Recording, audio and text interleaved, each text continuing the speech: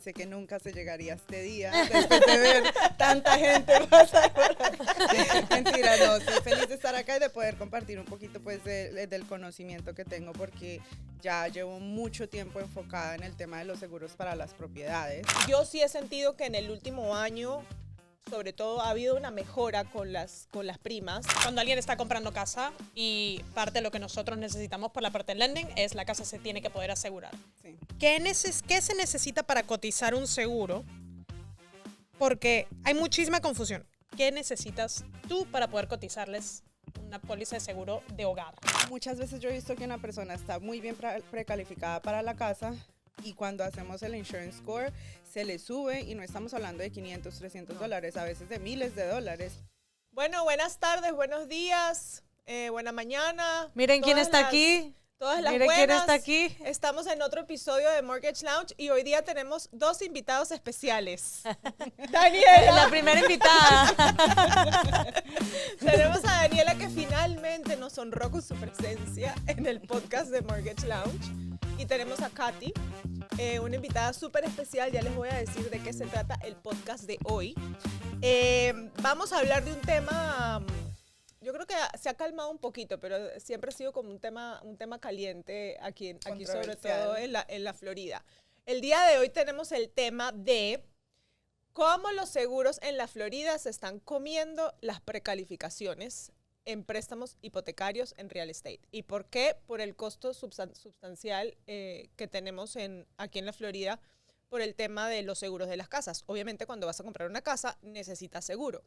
Y en los últimos años, yo diría que los últimos 5 años. 10. 10. Que yo me acuerde como que cuando lo peor fue como el 21, 23. Sí, después de la pandemia. Que se 23, puso terrible. 24, fue horrible. Sí. Y vamos a hablar de todo ese tema. Trajimos a Katy, que es especialista en seguros de vivienda. Katy, cuéntanos un poquito de ti, de tu background. Bueno, primero que todo, gracias por la invitación. Pensé que nunca se llegaría a este día después de ver tanta gente pasar por acá. Mentira, no, estoy feliz de estar acá y de poder compartir un poquito pues del conocimiento que tengo, porque ya llevo mucho tiempo enfocada en el tema de los seguros para las propiedades. Creo que eso me ha dado no solo una idea, pero la información necesaria para educar al cliente, al consumidor y pues a las personas que nos envían los negocios a nosotros, que son en su principal es real estate agents y mortgage brokers. Yo llevo haciendo seguros desde los 19 años, no he parado, es lo único que yo he hecho. He tenido otros part-times, porque pues ustedes saben que uno cuando está tratando de empezar acá en los Estados Unidos, un negocio no da, un solo trabajo a veces no permite que uno progrese, pero siempre he tenido ya el enfoque principal ha sido seguros. Al empezar yo los seguros me enfoqué principalmente en lo que era seguros a nivel personales, no comerciales, y la vida misma me fue llevando por ese camino de enfocarme en los seguros para los cierres, porque A las casas. de por sí me generó mucha estabilidad al recibir negocios, al poder contar con cierta cantidad de referidos mensuales en vez de andar tocando puertas individuales, ¿verdad? Claro. He visto un cambio total desde que yo empecé en el 2011 hasta el día de hoy. De hecho, yo empecé antes de que empezaran los cambios abruptos en los seguros. Años, sí. Y del 2014 hasta el año pasado, pues fue un mercado muy volátil, pero eso para mí fue como mucha enseñanza y de hecho yo creo que esa experiencia fue lo que me permitió a mí tener la seguridad de decir voy a abrir una agencia de seguros. No para solo tener como ese patrimonio, sino porque vi la necesidad de la calidad tan pésima que había en los agentes de seguros en el estado de Florida.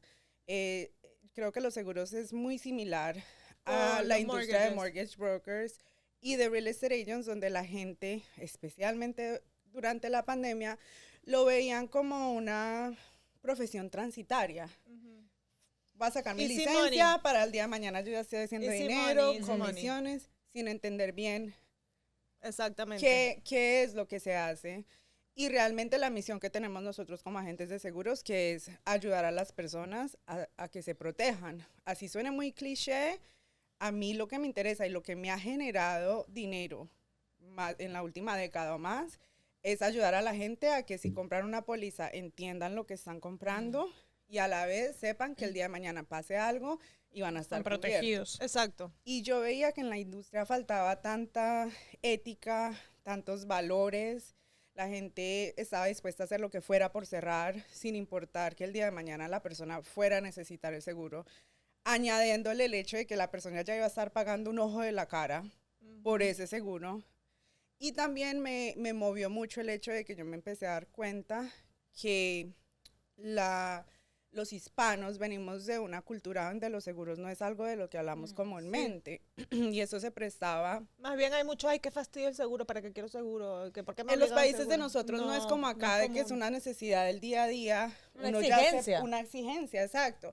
Entonces, ¿qué pasaba? Yo empezaba a ver que muchas de las confusiones e incluso muchos de los problemas que se generaron a nivel de fraude, a nivel de incrementos, fue a raíz de que el consumidor no tenía un entendimiento claro de qué era lo que estaba comprando. Entonces, eso ha sido lo que me ha permitido a mí crecer. Yo creo que ha sido más enfocarme como ustedes desde el punto de la educación Exacto. y empoderar a que las personas tomen una decisión, sea la que sea de que sean el más barato o el más caro, pero que lo hagan desde un punto de vista educado. Claro. Saben lo que están, lo que están Exacto. agarrando. Y a que se atienen con esa decisión. Ok, bueno, buenísimo. Pero sí, tienes mucha razón en todo lo que dices que, por lo menos yo que tengo, bueno, nosotros también que tenemos tantos años haciendo hipotecas, hemos visto casos terroríficos con ciertos agentes, por eso que es importante lidiar con personas profesionales que, sabes, que estén... Que tengan de primera mano, o sea, que su prioridad sea el bienestar del consumidor y del cliente. Voy a hablar aquí de ciertos titulares que quise sacar también de online y haciendo un poco de research de todo el tema del seguro en el estado de la Florida para poder entrar en contexto de por qué estamos haciendo este podcast. Entonces tengo, Florida es el estado más caro para seguros de hogar en Estados Unidos. Supuestamente el promedio es aproximadamente de $7,000 al año en pólizas, o sea, el promedio. Florida representa el 79% de todos los lawsuits de seguro de hogar en Estados Unidos, con solo el 9% de los reclamos. ¿Cierto? O sea, con tan poquito reclamo, tan... Ajá. Las aseguradoras reportaron pérdidas. Esto tuvo, creo que hubo como que un escándalo con esto, ¿verdad? Hubo una noticia que sacó el Miami Herald, que supuestamente las aseguradoras reportaron pérdidas de 432 millones entre el 2017 y el 2019, mientras sus afiliadas ganaron 1.8 billones, escándalo revelado por el Miami Herald y el Tampa Bay Times. Sí. Eso fue también lo que generó muchas de las reformas que hubieron después, ¿verdad? Yo creo que las reformas empezaron antes, pero... eventualmente vamos a tocar ese tema que a mí sí me gusta un poquito hablar de eso. Te apasiona, te apasiona. Después dice, desde las reformas, 17 nuevas aseguradoras han entrado al mercado de la Florida, 546,000 pólizas salieron de Citizens del sector privado en el 2025. Yo sí he sentido que en el último año, sobre todo, ha habido una mejora con las primas. Sí veo que hay más entidades, más porque hubo un lapso de tiempo, que es lo que te estaba comentando antes fuera de cámaras, como que en el, no sé si el 2021, 2023, que no habían aseguradoras. Solo Citizens. Solo era Citizens. Era horrible. Bueno, en fin, hay una cantidad de titulares con todo el tema de seguros aquí en la Florida. Entonces, dicho eso, vamos a ir a los diferentes bloques para preguntarle a Katy diferentes preguntas de cómo ayudar y alivianar estos precios y ciertas preguntas informativas que van a ayudar al comprador a poder ser mindful cuando estén haciendo su proceso de compra de casa, ya sea que si tienes una casa, qué sé yo, que son las cosas que los ayudan a que tengan unas pólizas competitivas. Dani, creo que tú vas. Vamos a empezar por lo básico, ¿no?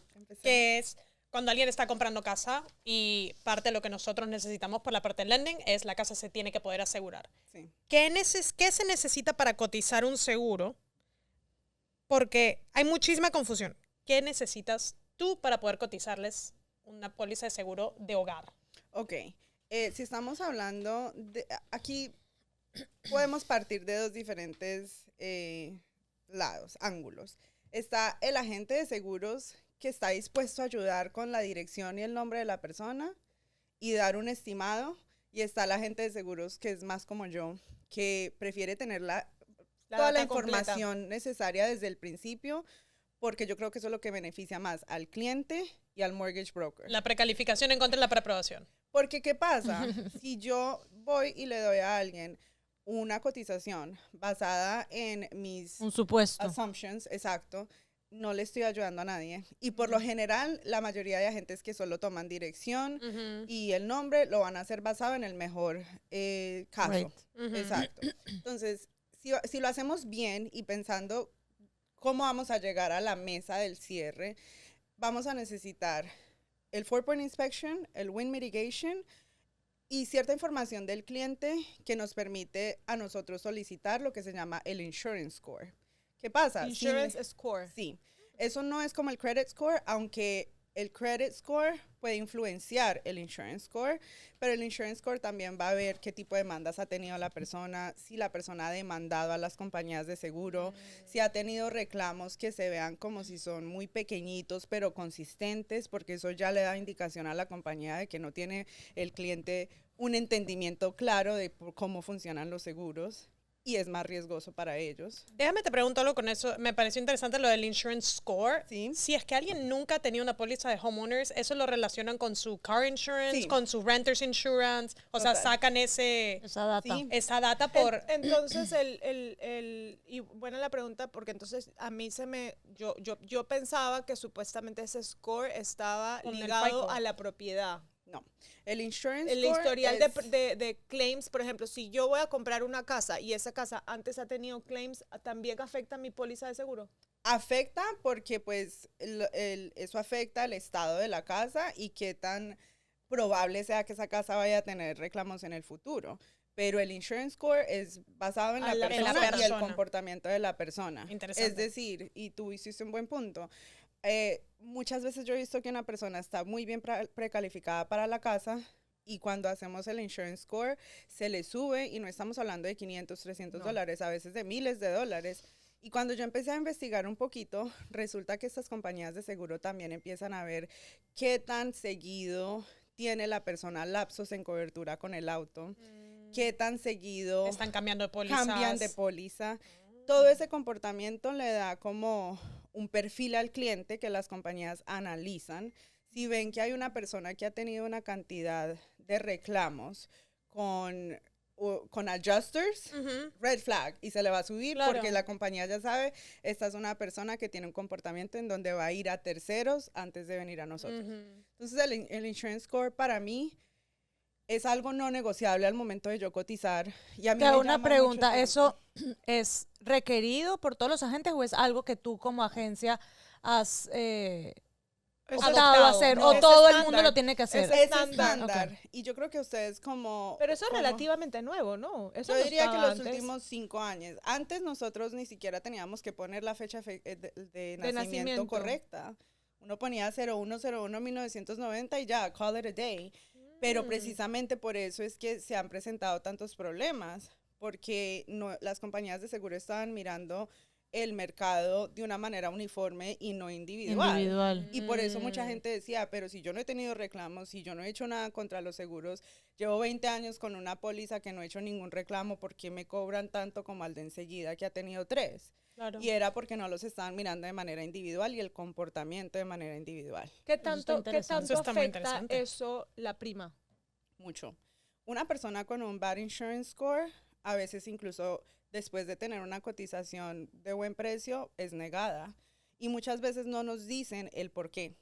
Puede ser porque de pronto demandaron a una compañía de seguros sin darle previo aviso a la compañía de seguro, o porque tiene cantidad de reclamos chiquiticos de 3,000, 5,000. Todo eso es lo que hace que la compañía... Y eso está interesantísimo. Eso está Señores, no jueguen con los seguros, que ya saben que ahora hay un score de seguros de hace Sí. 5 años Como atrás. cuiden su crédito y cuiden su Cuiden el insurance seguro. score. Pero a la hora de, o sea, entonces, para ir al punto con la pregunta, a la hora de cotizar, lo mejor es tener una dirección, Sí. obviamente, porque, o sea, básicamente la pregunta va a...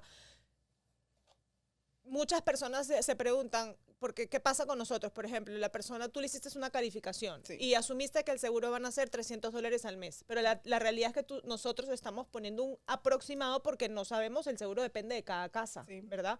Ahora, las personas cuando, o sea, pueden, o sea, definitivamente para poder saber exactamente el seguro, es bueno que ya la persona esté en su contrato y ya tenga el mitigation y el 4-point y en ese momento cotizar el seguro, porque lo demás es asunción. Y Que sería asumir, sí. más o menos lo mismo que estoy haciendo yo. Más o menos $300 por una casa de 600,000. Y estás perdiendo tiempo tú y se está ilusionando de pronto el cliente con una propiedad que de pronto cuando veamos las inspecciones no va a ser la mejor propiedad.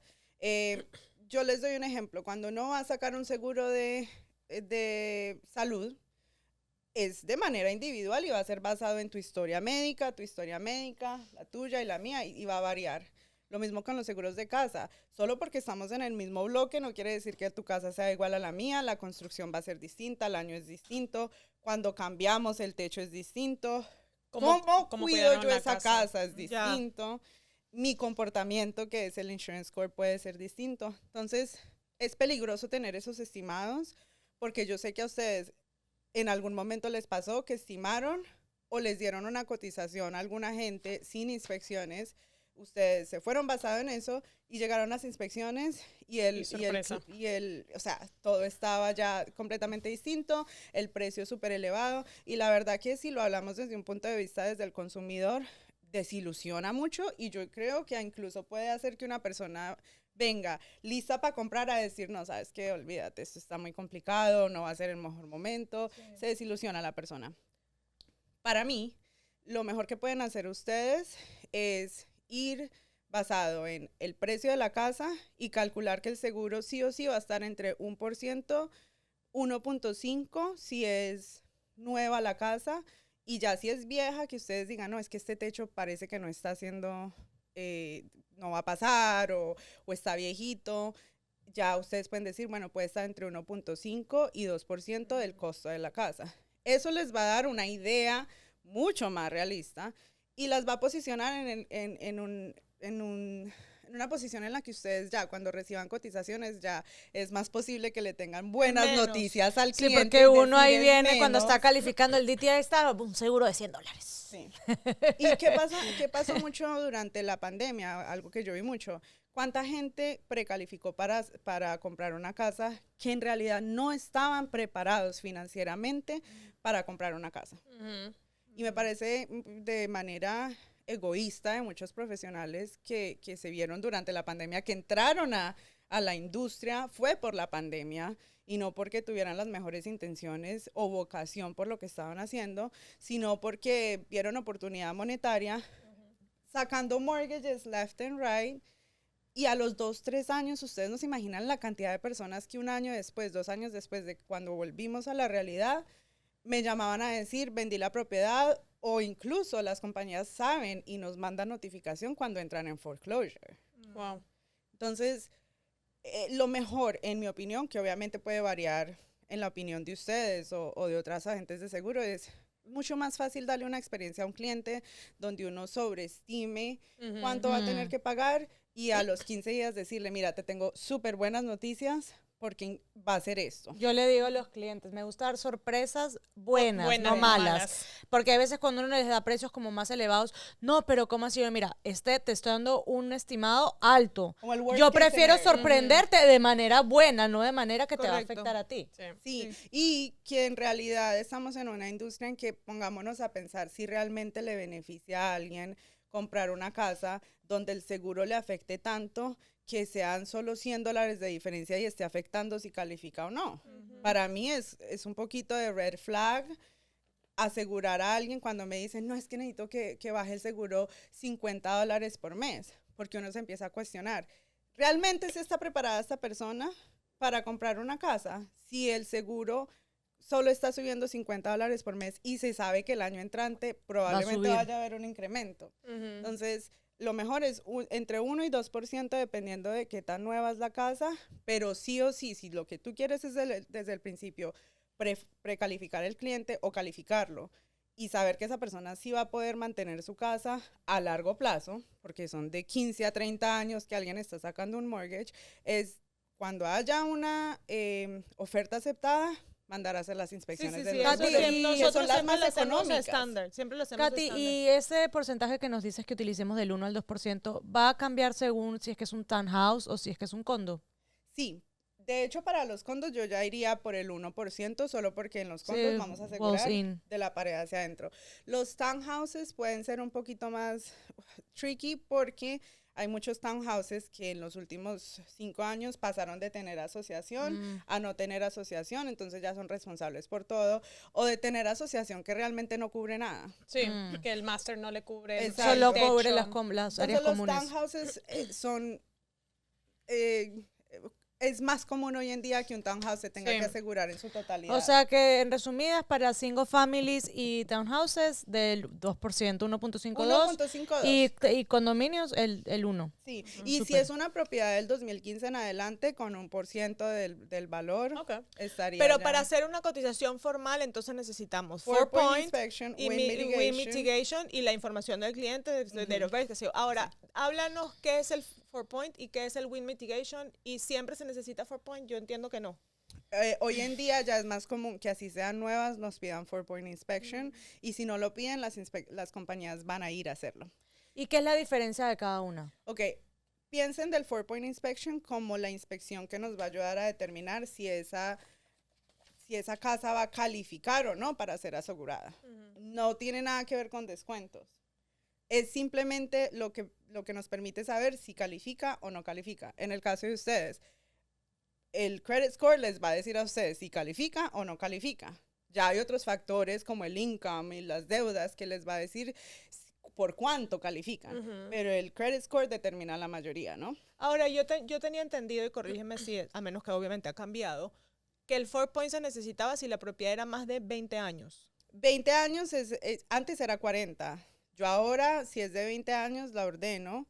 Si es menos de 20 años, no se pide. Dependiendo de la compañía, porque ahora ya hay compañías que sí están pidiendo 4-point y Lo que pasa es que creo que te va a permitir poder buscar más opciones para el cliente. Entonces, si no me la das, tengo 3 compañías, y si me la das, tengo 50, me imagino. Y no solo eso, pero ¿qué pasa?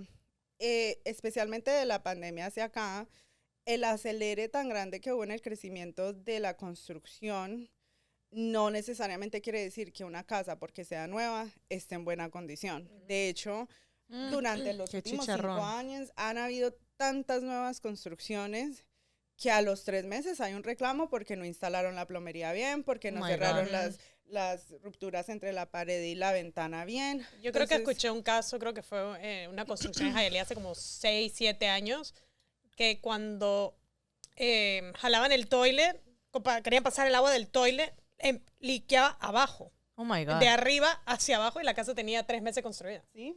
¿Por qué? Porque la plomería no la hicieron bien. En el acelere de hacer las propiedades nuevas y la demanda que hubo cuando todo el país estaba viniendo al sur de Florida, hacía que construyeran una casa de la noche a la mañana. Sí. Pero entonces el estándar era mucho más bajo.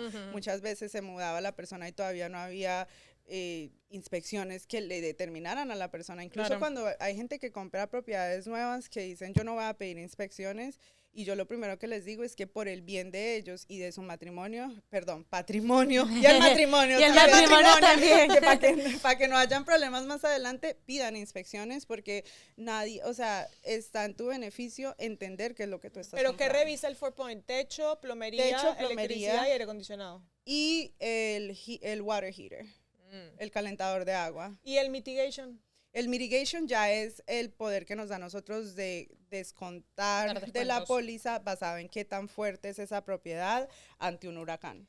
¿Y cuál es la diferencia entre el home inspection, que te da todo, y estos otros 2 reportes? A mí no me interesa que me den home inspections porque entran tanto detalle que no necesariamente le interesa a la compañía de seguros, pero que si lo ven, les va a interesar. Sí, claro. El 4-point inspection se va a enfocar en la vida existente, la vida útil que le queda, es decir, cuándo fue instalado, reparado, reemplazado, y cuánta vida útil le queda, especialmente con el techo.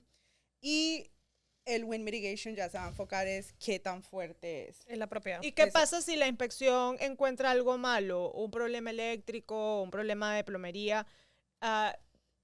generalmente las inspecciones obviamente se hacen cuando ya la persona está en contrato, ¿verdad? Nosotros mandamos esas inspecciones al asegurador inmediatamente que las tenemos para empezar a cotizar. Ese es el proceso que nosotros tenemos. Sí, sí. ¿Qué pasa si en esa inspección se encuentra algo malo? Han habido casos de que, no, esta propiedad no se puede asegurar. ¿Qué haces en ese caso? ¿Se cae la transacción? Bueno, no necesariamente, porque especialmente... hay pólizas temporales y cosas de esas. Ese es el Builders...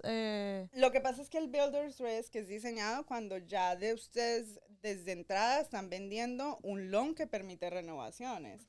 Pero un Builders Risk no se los va a aceptar una compañía que está asegurando un primary home. Right. El Builders Risk es diseñado cuando van a hacer fix and flip, cuando van a hacer renovaciones, cuando ustedes ya saben en el loan que va a haber un tipo de remodelación. Claro. Porque de lo contrario no les va a pasar un Builder's Risk por underwriting. Fuera de que la mayoría de Builder's Risk no aseguran en replacement cost.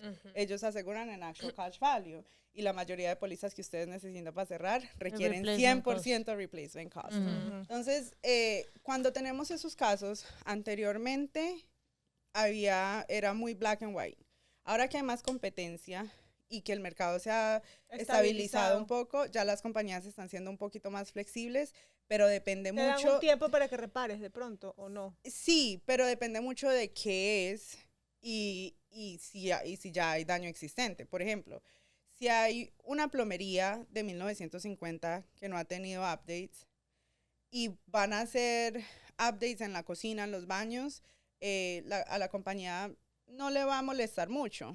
Pero si nosotros tenemos un techo que ya tiene un liqueo, que no o tiene que vida. tiene indicación que tuvo un liqueo y que le quedan 2 años de vida existente, sí o sí vamos a necesitar un contrato donde mostremos que inmediatamente recibe las llaves, lo va a reemplazar. Porque entiendo que ahora supuestamente hay tiene que tener por lo menos 5 años de vida el techo, si no te aseguran, ¿verdad? O algo así. Sí, pero las compañías son muy pilas y ellos empezaron a notar que los inspectores que estaban trabajando con los agentes de bienes raíces, por hacerles el favor de que pasaran de un momento a otro, a todos los techos les queda 5 años.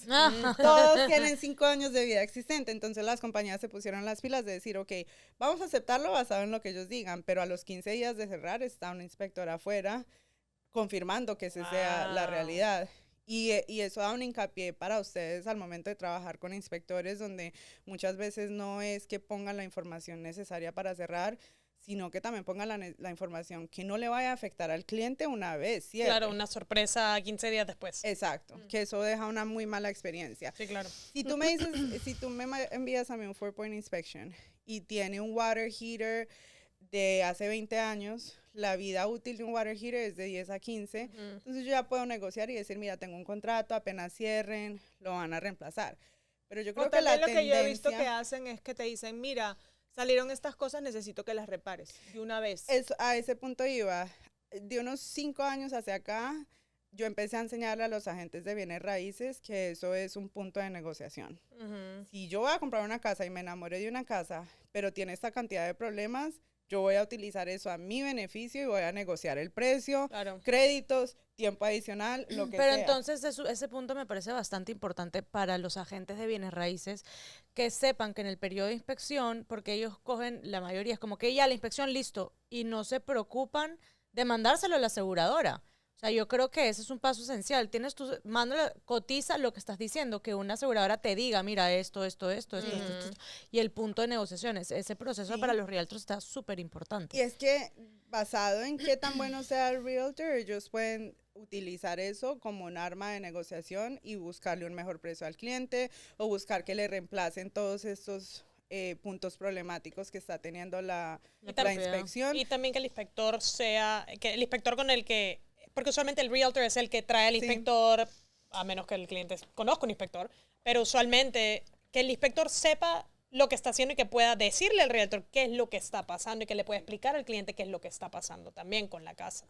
Pero tú te sorprendería la cantidad de agentes de bienes raíces que no me sorprende nada. No hacen nada. Ellos muestran y ya. Pero si yo soy agente de bienes raíces, yo voy a tener todos mis contactos para asegurarme que independiente a lo que salga en esa inspección, yo tengo las herramientas y los contactos para resolver ese problema. Claro. Eso sería yo. pero la mayoría, yo diría que son menos las personas que son proactivas de decirme, mira esta inspección y dime cómo puedo negociar. Y cuando vemos que hay problemas, ya incluso antes de ir a negociar, ya tenemos las cotizaciones del plomero, del electricista, de todo, decir, mira cuánto va a valer reemplazar esto, mira cuánto está afectando el seguro que estas 2 ventanas no tienen protección de huracán, mira la cotización con protección de huracán versus la que no. Se preparan de una manera, pero ese es el 1% que sí está cerrando 3 deals cada mes. Eso está buenísimo, me encanta. Eso me hace la diferencia entre la calidad y quien esté simplemente vendiendo, porque sabemos que en los agentes de bienes raíces hay una tendencia de que entran y salen, no se preparan, lo vean, muchos la mayoría lo ven como un part-time. Plata fácil y un part-time. Exacto. Pero yo te digo que los que me envían negocios, tengo calidad de agentes de bienes raíces que cogen al cliente de la mano por todo el proceso y están rodeados de personas que saben que les va a solucionar cualquier problema que se presente. Y esas son las personas que a mí me envían negocios muchas veces al mes. Claro. Y eso empieza a ver uno esa tendencia de la diferencia entre un agente de bienes raíces average a uno que está cerrando y sabe lo que está haciendo. Sí, exacto. Ok, entonces ahora ya con eso dicho. ¿El bloque 3? Sí. A ver, ¿por qué Florida es el estado más caro, Katy? Ok. Yo diría que obviamente... La mafia. A mí me encantan estas conversaciones porque trato de ser como muy central, de no defender a uno del otro, pero... No te gusta hacer polémica. Me gusta educar a la gente porque entiendo los seguros. Entonces, tenemos el factor de la locación. Hemos tenido, yo creo que del 2015 al 2020 tuvimos cantidad de no necesariamente huracanes, pero de tormentas que pasaron por acá. Y a veces es mejor un huracán que pase rápido a una tormenta que dure 3 días y llueva. Eso es lo que causa muchos más problemas. Entonces tenemos el factor del clima, ¿verdad? Pero de ahí también lo que mucha gente no sabe es que teníamos un sistema legal que fomentaba las demandas contra las compañías de seguro, así no hubiera un fundamento verídico de que realmente merecía ser pagada una póliza. ¿Qué pasa? Que las leyes en ese momento estaban escritas que no solo fomentaban, sino que se sabía que iba a ser tan costoso manejar una demanda que hacían settlements solo por cerrar el caso. Entonces, de ahí ya teníamos un problema. Adicional a eso, lo que les decía al principio, la falta de educación del consumidor en cuanto a los seguros, que yo no estoy diciendo que ellos deban saber qué son Wind Mitigation 4-Point Inspection, no, pero la falta de entender para qué es un seguro, que no es para que le repare un liqueo, problemas del día a día, sino para cosas mayores, la falta de entender su deducible. De hecho, acá yo creo que es un buen punto hablar de lo importante que es, más que todo para ustedes que están en mortgages, de tener una persona a las que ustedes puedan confiar en los temas de los seguros, porque por muchos años se vio que era el mortgage broker quien facilitaba las cotizaciones y quien era quien se comunicaba con el agente de seguros. Y eso es un problema grandísimo porque ustedes tienen una responsabilidad civil grandísima en las que pueden ser también demandados. Muchas veces el cliente compra una casa, si no habla inglés, por facilitarle al cliente la compra de la casa, son los mortgage advisors los que facilitan y les hacen todo el seguro. Es el día en que pasa el reclamo donde la persona dijo, pero es que yo creí que yo tenía una póliza que me cubría todo. Yo he venido pagando $5,000 al año. ¿Cómo así que no me cubre agua? Y es porque nunca tuvo una conversación con el agente de seguros y hasta el día de hoy no sabe quién es el agente de seguros. Sí, no, nosotros sí siempre le decimos al cliente, aquí están, tengo estos 5 agentes, vaya y pregunte y usted elija. O le facilitamos el quote y le decimos, ahora llame, para que ellos les expliquen. Sí, exacto. Otra buena manera de hacerlo es que con quienes estén trabajando les dé por escrito, esta es la cotización, estas son las exclusiones, estos son los deducibles, y ustedes ya le presenten eso al cliente y estuvo por escrito. Esa es como una manera de prevenir algún tipo de demanda y problema más adelante. Pero volviendo al tema, la falta de entendimiento del cliente, especialmente en los cierres, en cuanto a qué tipo de seguro están comprando. ¿cuál es el deducible? Porque muchas veces hay que subir el deducible para que el precio baje y pasen los números.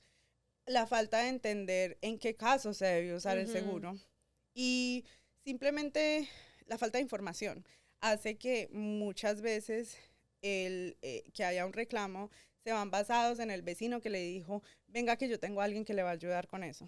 ¿Cuántas personas no conocen a alguien que tuvo un líquido del techo y suddenly tienen de un momento a otro la cocina y los baños son nuevos? Sí. Y era un líquido en el techo. Sí. Entonces, si ustedes ven, eso es una problemática grandísima que se presentó con adjusters que se asociaban con firmas de abogados para poner claims y solo ponerlas así ellos supieran que no iban a pasar, solo porque sabían que la compañía iba a tener que hacer un settlement. Y así fuera poquito, iba a ser mucho. Lo que el consumidor no entiende pagan por pecadores. Pero lo que el consumidor no entiende, y es más triste todavía, es que ellos se van a quedar con un 50-60% de esas ganancias. Muchas veces arrastran los casos por años y cuando tienen que recotizar, nadie los quiere porque tienen un caso abierto. Entonces ahí está otra. Y por otro lado, obviamente, eso hizo que las compañías de seguro a nivel nacional dijeran, yo acá no me meto. Nos formó una reputación tenaz, porque como decías tú al principio, si somos el Estado con menos reclamos, pero con más demandas, ¿qué es lo que está pasando acá? Y era que el sistema estaba creado para fomentar demandas, para que la gente tuviera esa invitación a que voy a hacer un reclamo porque me va a salir sí o sí porque puedo remodelar mi casa. Pero no veían las consecuencias a futuro. Right. Y el adjuster se va y sigue con su vida y la persona queda con una propiedad que no es asegurable. El riesgo de que el mortgage le compre un seguro 3 veces más caro. Y le afecta su insurance score. Y le afecta 100%. Ella está aprendiendo. Yo estoy aprendiendo. Me está tomando sus notas. Y también el tema que meten mucho fraude, ¿no? Es que de ahí viene el fraude. Claro, estos justos pagan por pecadores. Pues. Sí. Otro factor era que habían cláusulas que permitían que terceros, como compañías de mold, compañías que solucionaban problemas de fuego o agua, o adjusters donde decían, fírmeme acá, que yo resuelvo con la compañía, usted no se preocupe, que yo me encargo. Y la verdad que me da pesar porque la mayoría de gente que caía en esto es gente humilde, gente que trabaja porque y muchas veces era paycheck sabe. to paycheck. Pero cuando uno mira desde un esquema más grande, era la gente que más necesitaba dinero, la que decía, sí, mira, yo te firmo, y le daban ese poder a adjusters. ¿Cómo es que se llama eso? Eso se llama, tiene un nombre. Assignment of Benefits. Assignment of Benefits. Entonces, ¿qué pasó? Las compañías empezaron a ver estas tendencias y dijeron, ¿sabes qué? Como hay tanto fraude alrededor de los daños de agua, ya no vamos a cubrir daños de agua. Que fue cuando se empezó a ver que los problemas de plomería y rupturas de caños de agua ya no estaban siendo cubiertos porque las compañías dijeron, si no podemos contra ellos, simplemente quitemos la cobertura. Y eso es uno de los daños más comunes en el sur de Florida con casas de 1940 en adelante. Entonces, es como era como the perfect storm, con una combinación de factores que todos se unieron a que Florida, especialmente el sur de Florida, se volviera el área en la que las compañías no querían estar ahí. Y al tener menos competencia, las que sí se quedaron necesitaban cobrar un ojo de la cara para poder mantenerse. Pero también lo podían hacer porque ahora o vas conmigo o nadie te asegura. Sí. Sí, te ponen en pero no necesariamente porque llegó un punto en que Citizens era la única opción. Eso iba a decir yo ahorita. Del Estado. Citizens debe ser la última opción y cuando pasó todo eso, porque y ahí entramos al siguiente segmento que es el tema de las reformas, porque después de todo eso han habido reformas. Han habido muchas reformas. Cuéntanos un poquito de eso. 2024.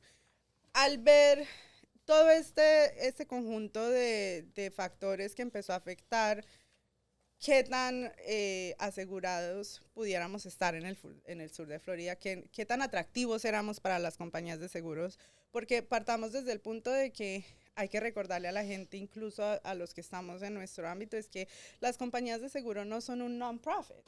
Ellos no son, es una corporación que está para hacer dinero. Correcto. Y para generarle dinero a las personas que invierten en esas compañías. Claro.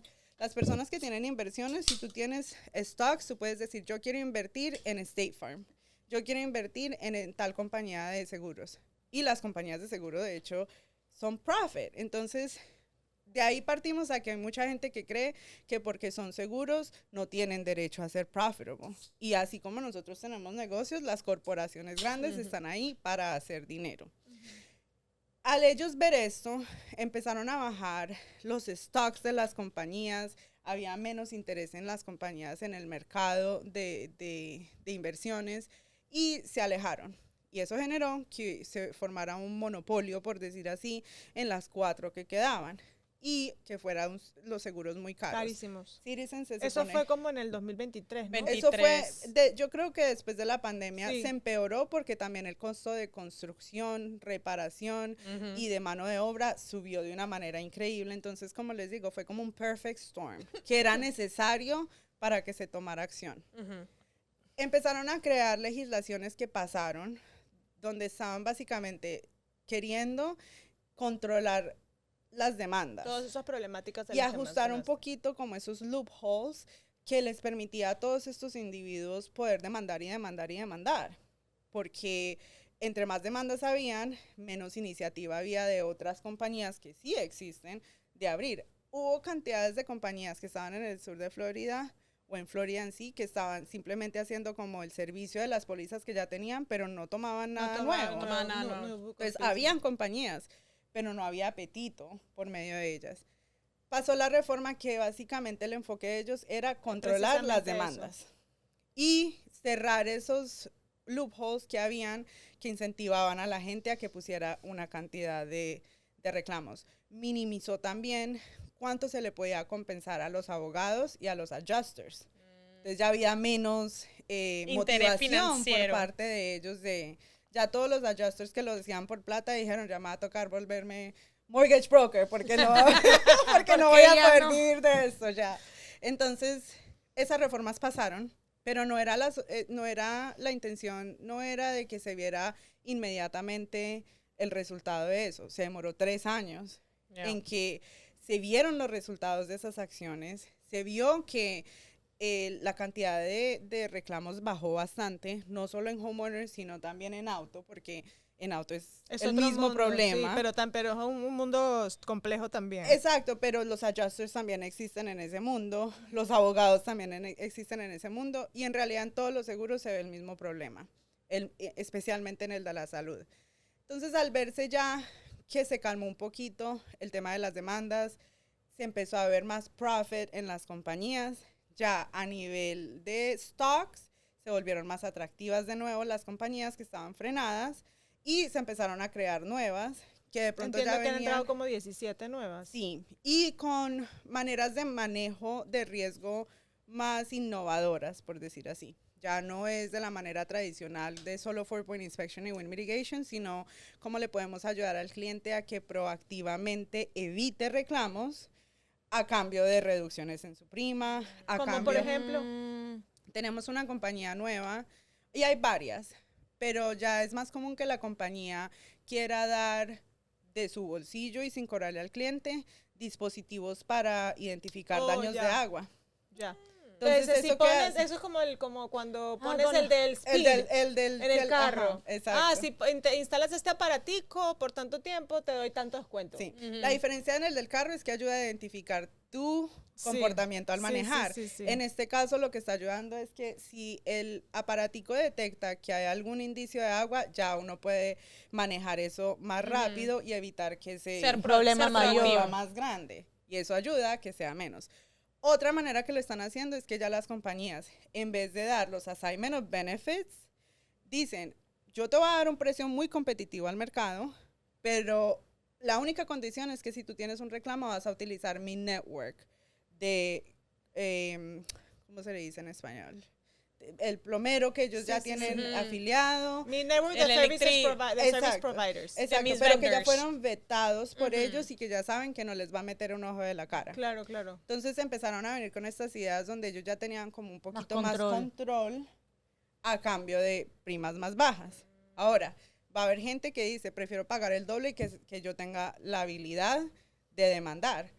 Pero las personas que de pronto tienen menos income o que tienen la necesidad de mantener sus pagos más bajos y están más restringidos, uno, les beneficia por el costo, pero también les beneficia saber que no tienen que ir a buscar desconocidos para meter a la casa, que no sepan si va a llegar, si no va a llegar, si les va a cumplir, cuánto les va a cobrar, porque otra cosa que la gente no sabe es que el seguro, si tú tienes un reclamo hoy, no quiere decir que mañana te van a dar un cheque. Obvio. Claro, Muchas eso se veces demora. y muchas veces te toca pagar a ti De tu bolsillo. y pasar el costo al seguro. Ujú. Entonces la reforma, en mi opinión, muy exitosa, porque hoy en día yo tengo clientes a los que he asegurado por una década y finalmente, a pesar de que no me beneficia a mí, porque es pérdida mía, le puedo pasar un seguro de $9,000 a $6,000 o $5,000. Eso te iba a preguntar.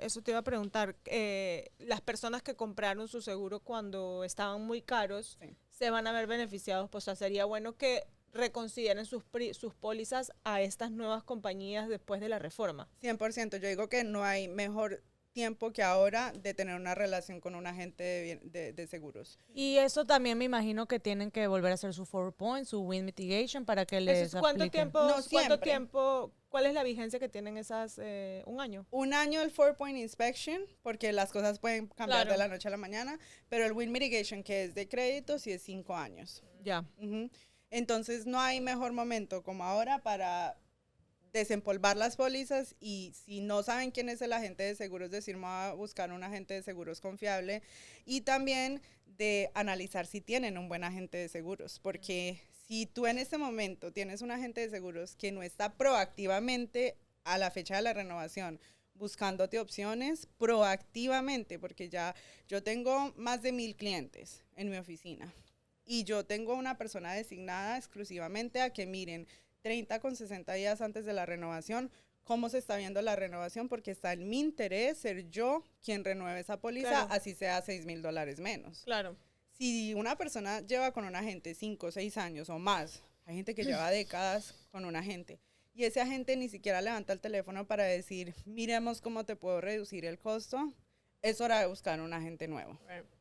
Porque Es verdad. opciones hay y por No, y el cantidades. problema es que uno como consumidor, eso es algo que tú está automático ahí, a veces el banco paga la póliza, Y ni te después acordaste. te vino, mira, te subió, y tú, ¿cómo? ¿Por qué me subió? Y ahí es donde te empiezas a poner a buscar de resolver por qué te subió la póliza de seguro. Sí. O sea, ese punto es bastante importante porque es algo que uno no está preocupado. No, y otra cosa que yo he visto es que entre más exitosa sea la persona, más ocupada, más negocios tenga, más grande su familia, menos tiempo tiene para mirar ver ese esas tipo de cosas. seguros. Entonces, nunca ha sido más importante que tener ese agente de seguros que se Proactivo, encargue de sí, decirle a total. uno, mira, estas son tus opciones, hagamos esto, hagamos lo otro. Y yo creo que eso ha sido mucho parte del éxito que hemos tenido nosotros, Súper ser bien. proactivos.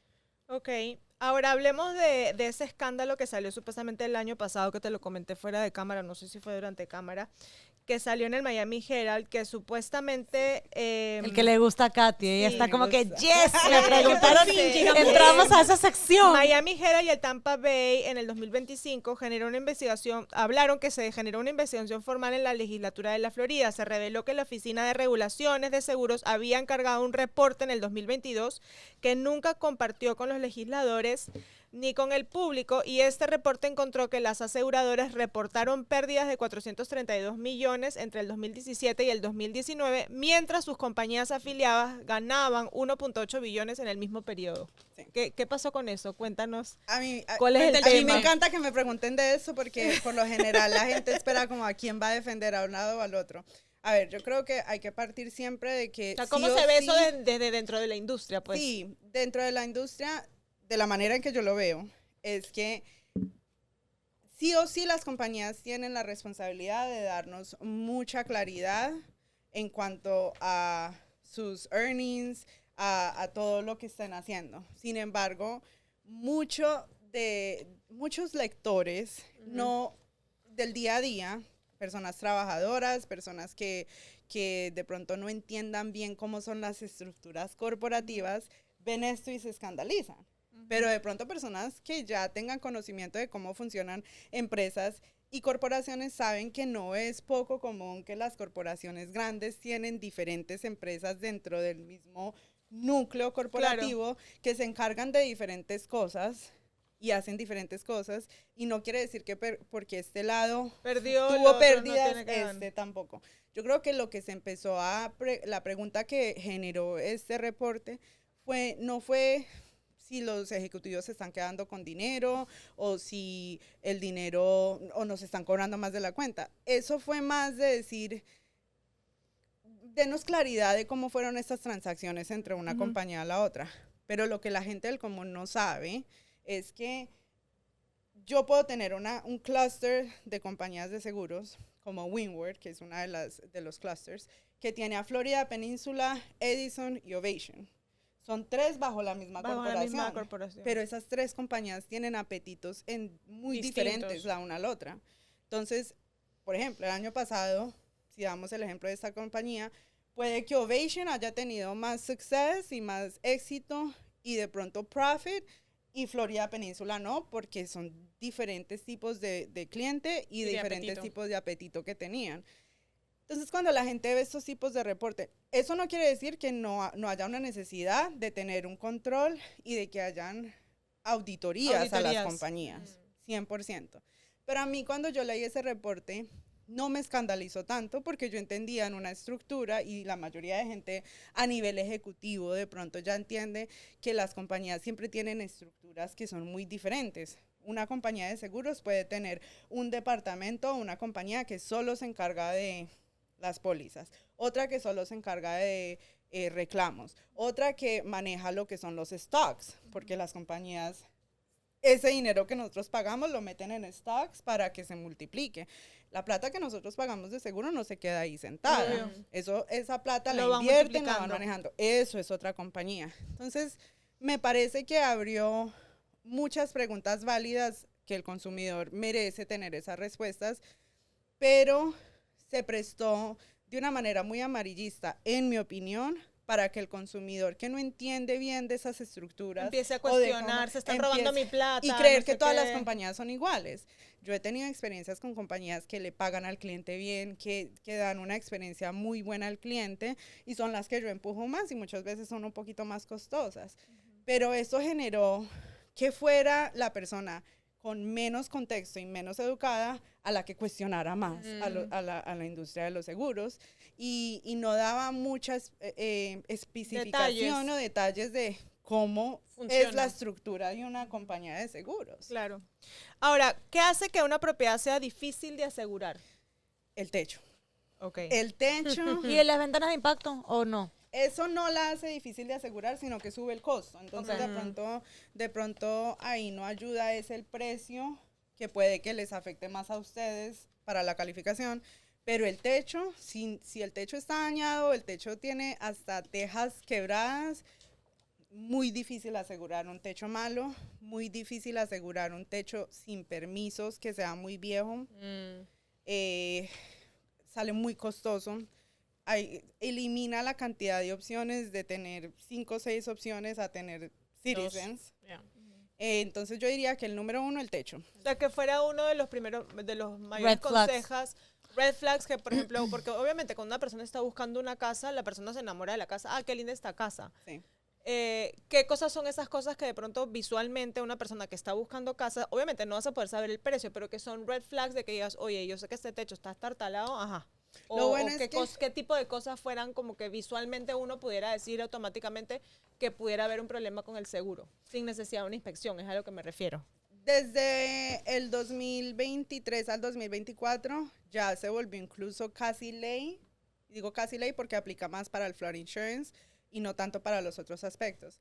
Pero uno como comprador tiene el derecho a preguntarle al vendedor cuándo fue la última vez, cada cuánto se le hace la mantenencia, esto y lo otro. Y ya una vez preguntado, ellos tienen la responsabilidad legal de dar una respuesta que es, porque si no, ya le estás vendiendo gato por liebre, por decir así. Entonces, preguntar al vendedor. Lo que es el Property Seller's Disclosure, ¿no? Exacto. Cuánto llevan pagando. Incluso es válido pedir qué inspecciones tienen recientes como para que ellos puedan mirar. La mayoría de gente no lo hace, a mí me parece increíble. Pero también va por parte de la gente de bienes raíces y que tan proactivo es la gente de bienes raíces, porque a veces tienen miedo de abrir un can of worms. Otra manera es property records. En este país todo es público, incluso los permisos que se saquen. Entonces tú no necesitas ni pedirle a ellos que te den con toda honestidad la información, si puedes entrar a Miami-Dade Permits, poner la dirección y ver todos los permisos que se dieron. Entonces esa es otra manera. Lo otro es que si tú estás caminando por una casa y tú ves parches, pregunta, ¿qué pasó acá? Sí. Porque un parche es solo lo visual. Cuando se abre ese parche es donde uno va a ver problemas. Que salen los gusanos. Es terrible, es increíble. Y se caen muchos negocios por eso. Yo diría que lo mejor que puede hacer una persona es ver a una casa no solo por su locación, ni qué tan linda es por fuera. A mí me gusta mucho hacer el comentario cuando hago presentaciones de que homeowners, comprar una casa es muy similar a hacer dating, online dating. Tú puedes ver cantidad de personas atractivas en online dating y está buenísimo, o qué bonita, mira la ropa cara que tiene, mira, alguien se puede maquillar y no ser esa persona en persona. Lo mismo con una casa, tú puedes tener una casa que por fuera se ve espectacular, pero como en el online dating, cuando uno ya conoce a la persona, uno dice, wow, necesita mucho trabajo interno esta persona, mucho. Es lo mismo con una casa, si uno se enamora de él por fuera, sin tratar de entender estructuralmente cómo es esta casa, se puede estar metiendo con una casa que en el momento en que entren va a tener tremendos problemas. Le van a hacer cheating. Sí. Entonces, permisos, buscar los permisos, pedir información en cuanto a las inundaciones, que legalmente sí o sí les tienen que decir si hubo inundaciones, si se inunda el área, porque eso es un costo adicional, y ser muy proactivos al momento de tener conversaciones con el seller's agent, porque está en responsabilidad de ellos conocer la propiedad que están tratando de vender. Okay. Bueno, y ahora que hablas de inundaciones, entremos en la otra segmento, el flood insurance. O sea, nosotros sabemos que el flood insurance no todas las propiedades lo necesitan, es dependiendo la sección que te puso FEMA. Sí. Pero hemos visto últimamente que una propiedad que antes no estaba en flood zone, ahora all of a sudden cambió. Y me llaman clientes y dicen, no, que ahora me están diciendo que necesito flood. Ahora también la otra pregunta fuera, porque en el caso del flood no hay tantas variaciones en precio. Ahora sí. ¿Sí? Sí. A ver, el flood... esta conversación es a partir de entender que el flood se refiere a agua creciente. Mucha gente confunde el water damage con flood. El flood es agua creciente, que puede generarse por lluvias consistentes, el problema de las cañerías. De ciudad. Que ya es más estructural de la manera de la ciudad, o la proximidad a un cuerpo de agua, ¿verdad?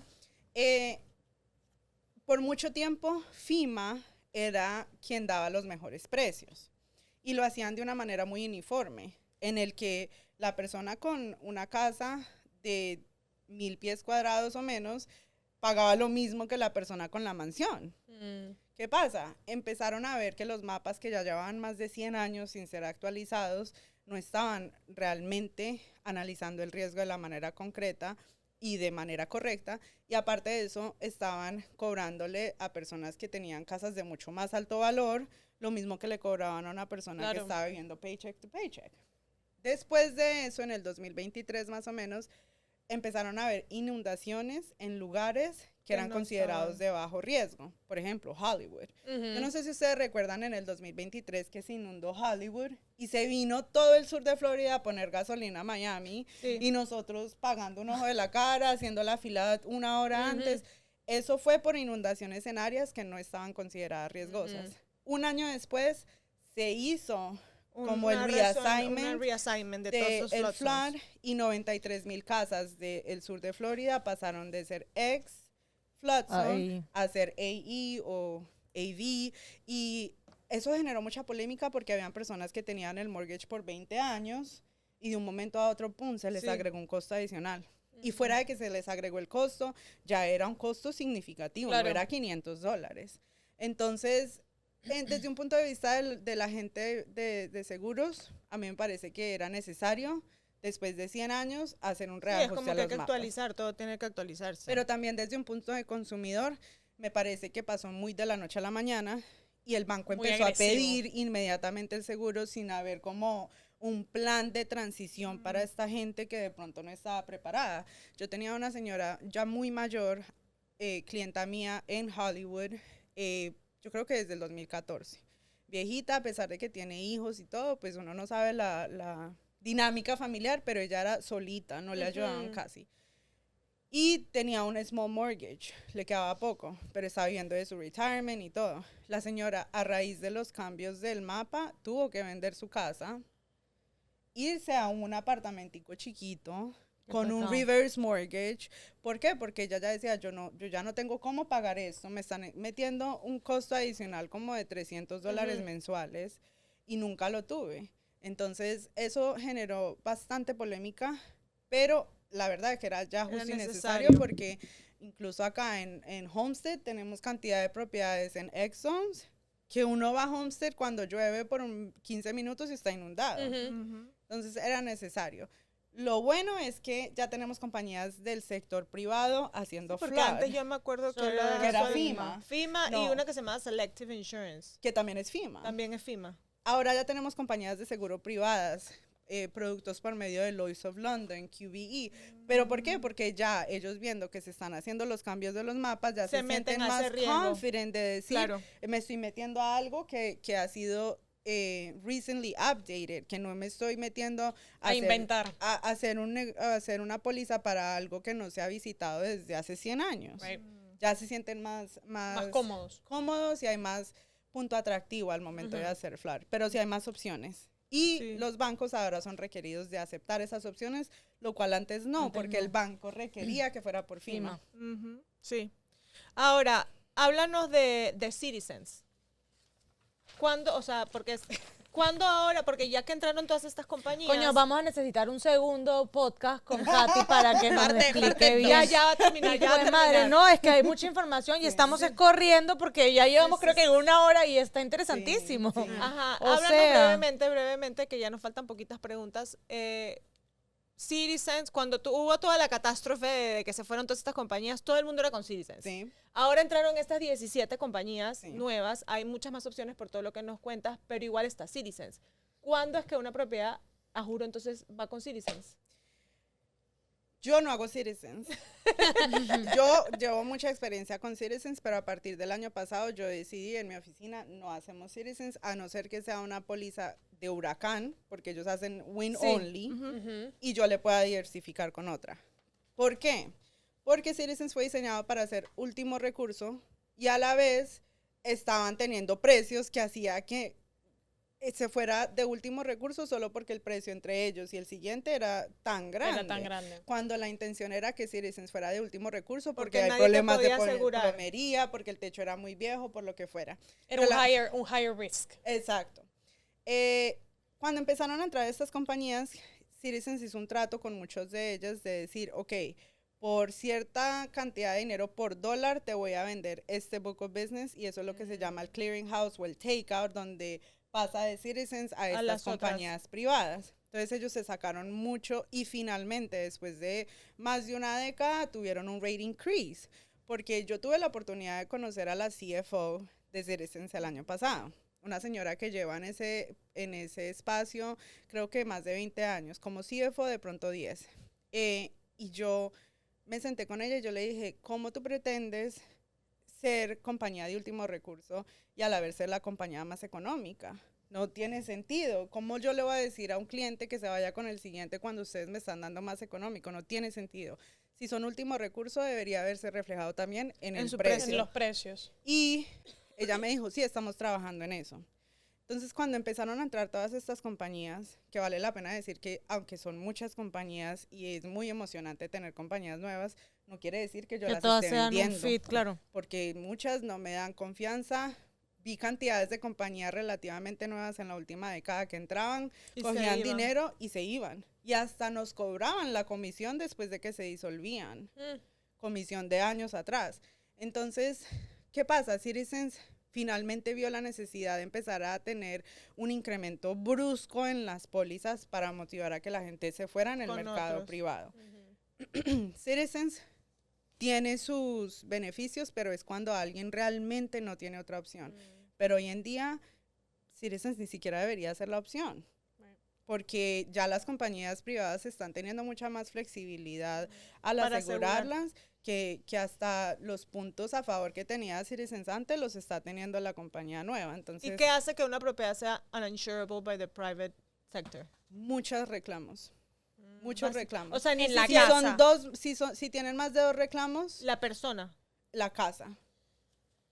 La casa, y yo diría que muchas veces si el comportamiento de la persona indica que es reclamo tras reclamo y tras reclamo. O sea, me imagino que juntan, pues, ¿no? Lo que ya es el score que sabemos, más la casa, ven, estoy juntando el hambre con la necesidad. Una casa que tiene varios reclamos y un señor que es un reclamón, no te va a... Porque ya yo sé que me vas a reclamar. Exacto. Ese diría yo que ¿Y es cómo el se único hace en ese caso? O sea, digamos que a mí me tocó un cliente. Tiesito.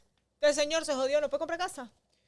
Sí, puede comprarla, pero por lo general ese comportamiento yo creo que también se refleja en su comportamiento financiero. Sí. Bueno, Pero indiferentemente, asumiendo pues, que no le vas a ¿cuál decir fuera la al opción cliente, ahí? Citizens.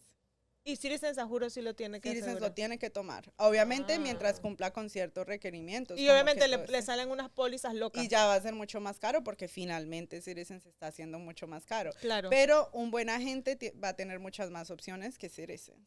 No es la mejor opción. Incluso yo ahora estoy sacando a todo el mundo de Citizens para afuera y ahorrándoles dinero. Algo interesante. ¿Qué pasa si o sea, esta persona, tú como agente de seguros, o sea, si yo no puedo calificar a alguien, yo le digo el por qué no calificaste o por qué te está saliendo más caro el mortgage. Mira, tu crédito está en 620 y quieres un convencional, te va a salir más caro que, right? Tú al cliente le dices la razón por la cual, en este escenario específico, que la casa tiene muchos reclamos y, señor, su insurance... Usted es un reclamón. Y usted es un reclamón. Sí. Tú le dices al cliente, o sea, tú le haces ese advisory al cliente. Mira, esta es la razón por la cual esta es tu única solución. Okay. Sí, 100%. Me encanta. Sin duda alguna. Me encanta. Sin duda alguna, porque tampoco Señor, es el mejor usted es un cliente para reclamón mí. y esta casa tiene muchos reclamos, así que... Sí, y no es un buen cliente para mí, porque la mayoría de gente no sabe eso, pero como agente de seguros, si yo tengo un alto porcentaje de reclamos, yo no estoy haciendo el mejor negocio para la compañía y me pueden quitar el appointment. Si yo tengo una compañía y tengo un 20% de reclamos en un año, empiezan a cuestionar qué underwriting estoy haciendo yo para que estén pasando. Wow. Y la verdad es que ellos saben. Y rapidito, porque esto creo que es interesante lo que has mencionado de qué es ese de population de Citizens, o sea que gente que ahorita Citizens está pushing out para qué le pasa al homeowner y cuándo o cómo lo transfieren, cómo es ese proceso, porque creo que todavía hay muchas familias que les está pasando. Sí, todavía te va a dicen seguir notice pasando. of non-renewal y entonces la gente que le llega, póliza cancela, notice of non-renewal, ¿qué tiene que hacer la persona? Y llamar a su agente de seguros o ellos le mandan, mira, tienes que renovar acá. Bueno, son dos procesos diferentes, creo, o si ¿no? vendieron el portfolio, ¿verdad? Porque dices que también venden el portafolio. O sea, todo sigue siendo takeout. Yo digo que lo primero es leer la carta completa, que la mandan en inglés y en español. Porque cuando lo leen es Notice of Non-Renewal, pero inmediatamente están llamando al mortgage broker que les hizo el loan o a mí, que soy la agente de seguros. Pero en la parte de abajo es donde les dicen, mira, estas van a ser las opciones. Cuando hay varias opciones, el cliente puede elegir con cuál se quiere ir en la renovación. Y esto lo hacen con meses de anticipación. Estamos hablando de a veces un año de anticipación. Solo que la gente no lee. La gente no lee. No lee. Yo tengo personas que, en la oficina hemos tenido personas que se acostumbran tanto a que los llevemos de la mano, que les llega el correo del seguro, no lo abren. Y le manda uno la foto del envelope diciéndole, ¿qué es esto? Señor, que si lo puede abrir. Al señor, abre el sobre. Exacto. Y si quiere me manda la foto. Exacto. Pero el takeout es básicamente diseñado, es el proceso que tiene Citizens para sacar a las personas que simplemente ellos saben que califican con otras gentes del mercado. A veces no es la mejor opción que ellos tengan, pero es como esa alarma que puede utilizar la gente de decir, es momento de hacer shopping, porque si Citizen sabe que tengo opciones y me está dando esas dos, quién sabe cuántas otras opciones me puede dar el agente de bienes de seguros. Entonces, para cerrar, último consejo. Tener un buen agente de seguros que realmente la persona pueda confiar que quieren lo mejor para ellos, que no se trata de una comisión. Y la verdad es que uno como persona puede... Y también que esté de la mano de un buen real estate agent. Eso creo que es esencial. Hoy día creo que has aprendido, aparte de creo todas que las vamos- cosas que has dicho, Todo va de la mano. qué importante es un buen realtor para poder saber la estructura. O sea, definitivamente, es impresionante. Sí, total.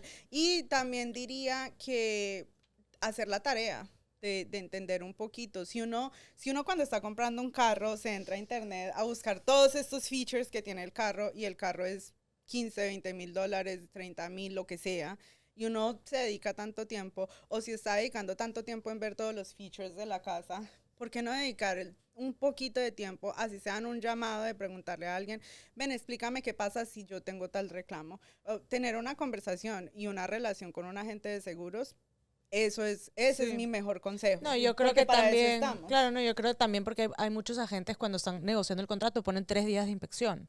3 días de inspección no te va a dar nada. tiempo para poder coger la inspección y revisar todo para tú poder negociar. O sea, 3 días de inspección le estás haciendo un disservice al cliente. Es Sí. muy Es bueno, tener- muy buen y podcast. Si es una compra nueva, empezar el proceso desde el principio con el insurance Sí, agent. esto, o sea, es básicamente es una conversación que vale la pena tener. No tomemos el seguro como algo lightly, ¿verdad? Es parte, ya como vemos, muy importante del proceso cuando estás comprando la casa y obviamente pues estar con los profesionales adecuados de la mano. También hacer el research cuando sí. uno está comprando casa. Oye, ¿quién me está representando como Ujú. realtor? ¿Quién me está representando como broker? Hoy por hoy que todo está en el internet, señores, hagamos reviews, mentámonos en Google. ¿Quién es fulana de tal? ¿Cuántas transacciones ha cerrado? O sea, todas esas cosas son importantes hacerlas. Sí. Pero bueno, a Katy la encontramos en Instagram en Insure with Cat. Insure with Cat. Bueno, ya saben, tiene muchísimos años de experiencia. Está aquí con nosotros para ayudarnos también, a guiarnos en el proceso. Espero que este Mortgage Podcast les haya gustado. La información estuvo súper buena, Bueno, Katy. y nos gracias faltó, por nos venir. brincamos. Nos faltó, nos hemos corrido. así. Sí. Pero bueno. nos Segunda vemos en el invitación, próximo- parte 2. Sí. Así mismo, así mismo. Katy, gracias por venir. De A verdad que estuvo ustedes. súper bueno. Gracias. Nos vemos en el próximo podcast. Chao. Bye.